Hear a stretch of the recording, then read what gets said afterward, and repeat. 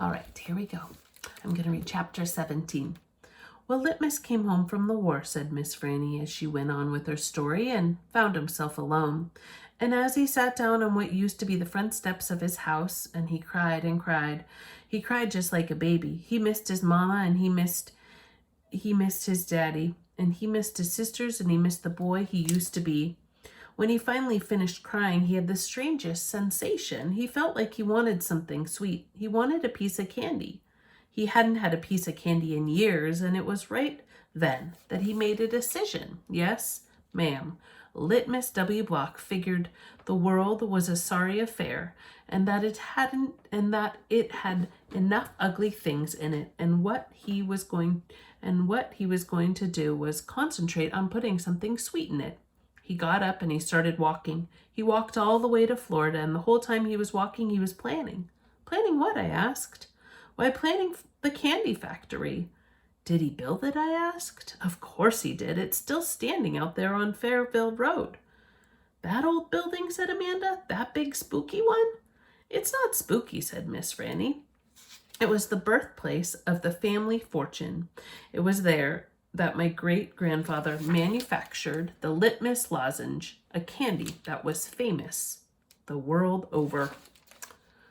I had never heard of it, said Amanda. Me neither, I said. Well, said Miss Franny, they aren't made anymore. The world, it seems, lost its appetite for Litmus lozengers. But I still happen to have a few. She opened the top drawer of her desk. It was full of candy. She opened the drawer below that. It was full of candy, too. Miss Franny Block's whole desk was full of candy. Would you care for a Litmus lozenge? She asked Amanda and me. Yes, please, said Amanda. Sure, I said. Can Winn-Dixie have one, too? I had never known a dog that cared for hard candy, said Miss Franny, but he's welcome to try one. Miss Franny gave Amanda one Litmus lozenge, and me too. I unwrapped one and held it out to Winn-Dixie. He sat up and sniffed it and wagged his tail and took the candy from between my fingers real gentle. He tried to chew on it, and when that didn't work, he just swallowed the whole thing in one big gulp. Then he wagged his tail at me and laid back down. I ate my Litmus lozenge slow. It tasted good. It tasted like root beer and strawberry and something else I didn't have a name for, something that made me feel kind of sad. I looked over at Amanda. She was sucking on her candy and thinking hard. Do you like it? Miss Franny asked me. Yes, ma'am, I told her. What about you, Amanda? Do you like the Litmus lozenge? Yes, ma'am, she said, but it makes me think of things I feel sad about. I wondered what in the world Amanda Wilkinson had to feel sad about. She wasn't new in town. She had a mama and a daddy. I had seen her with them in church. There's a secret ingredient in there, Miss Franny said. I know it. I told her. I can taste it. What is it? Sorrow, Miss Franny said. Not everybody can taste it. Children especially seem to have a hard time knowing it's there. I taste it, I said. Me too, said Amanda. Well then, Miss Franny said, you've probably both had your share of sadness. I had to move away from Watley and leave all my friends, I said. That is one sadness I have had. And Dunlap and Stevie Dewberry are always picking on me. That's another sadness. And the biggest one, my biggest sadness is that my mama left when I was still small, and I can hardly remember her. I keep hoping I'll get to meet her and tell her some stories. It makes me miss Carson, said Amanda. She sounded like she was going to cry. I have to go. And she got up and almost ran out of the Herman W. Block Memorial Library. Who's Carson? I asked Franny. She shook her head. Sorrow, she said. It's a sorrow-filled world. But how do you put that in a piece of candy? I asked her. How do you get that taste in there? That's the secret, she said. That's why Litmus made a fortune. He manufactured a piece of candy that tasted sweet and sad at the same time. Can I have a piece to take to my friend Gloria Dump, and another one to take to Otis down at Gertrude's Pets, and one for the preacher, and one for Sweetie Pie too? You may have as many as you want, said Miss Franny. So I stuffed my pockets full of Litmus lozengers, and I thanked Miss Franny for her story, and I checked out Gone with the Wind, which is a very big book, and I told Winn-Dixie to get up, and the two of us left and went to Gloria Dump's.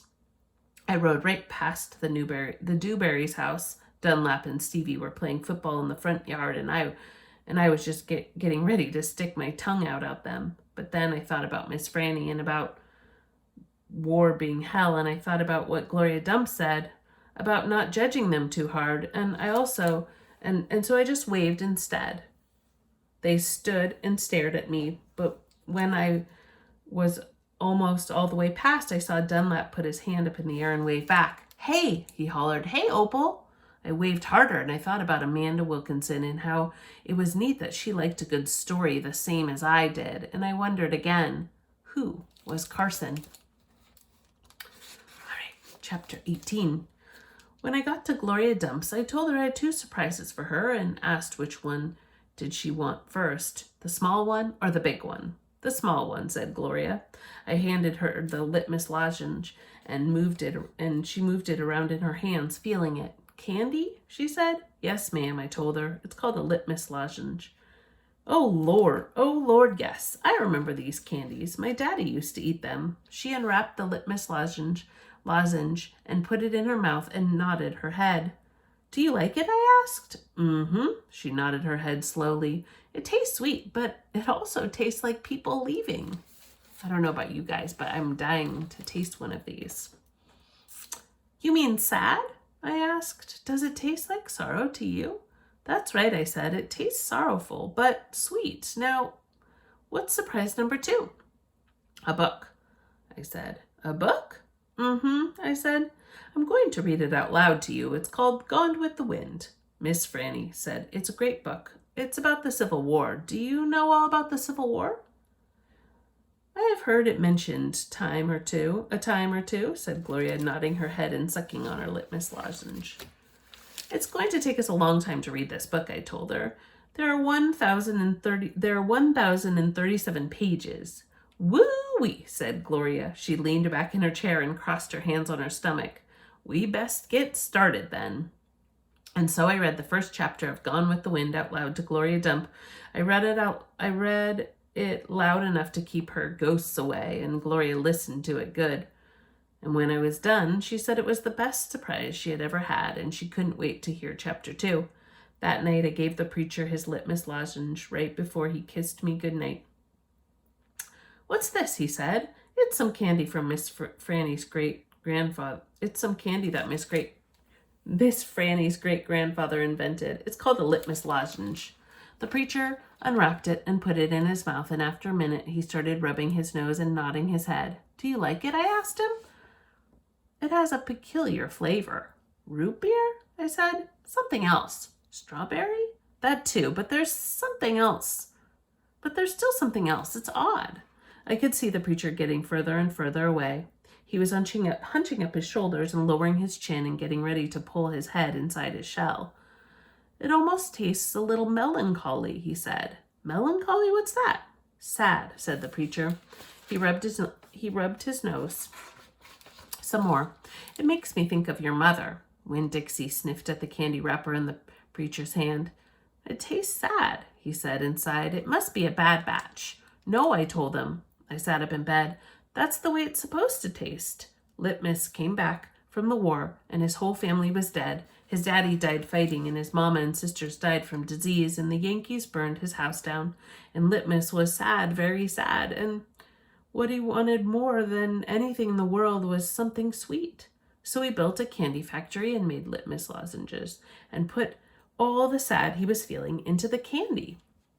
"My goodness," said the preacher, when Dixie snuffed the candy wrapper out of the preacher's hand and started chewing on it. "Give me that," I said to Winn-Dixie, but he wouldn't give it up. I had to reach inside his mouth and pull it out. "You can't eat candy wrappers," I told him. The preacher cleared his throat. I thought he was going to say something important, maybe tell me another thing that he remembered about my mama. But what he said was, "Opal, I had a talk with Miss Dewberry the other day. She said that Stevie says that you call them a bald-headed baby."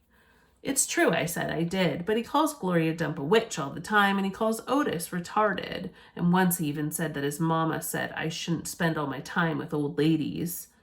That's what he said. "I think you should apologize," said the preacher.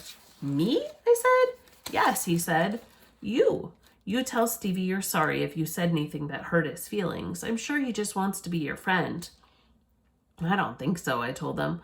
I don't think he wants to be my friend. Some people have a strange way of going about making friends, he said. You apologize. Yes, sir, I said. Then I remembered Carson. Daddy, I said, do you know anything about Amanda Wilkinson? What kind of thing? Do you know something about her and somebody named Carson? Carson was her brother. He drowned last year. He's dead? Yes, said the preacher. His family is still suffering a great deal. How old is he? How old was he? 5, said the preacher. He was only 5 years old.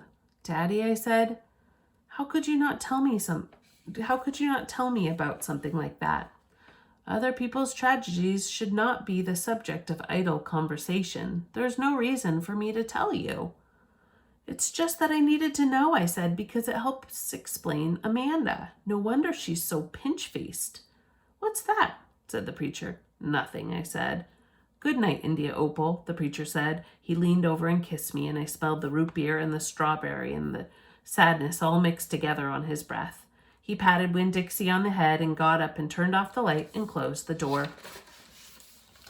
I didn't go to sleep right away. I lay there and thought of how life was like a litmus lozenge, how the sweet and the sad were all mixed up together and how hard it was to separate them out. It was confusing. Daddy, I shouted. After a minute, he opened the door and raised his eyebrows at me. What was that word you said? The word that meant sad?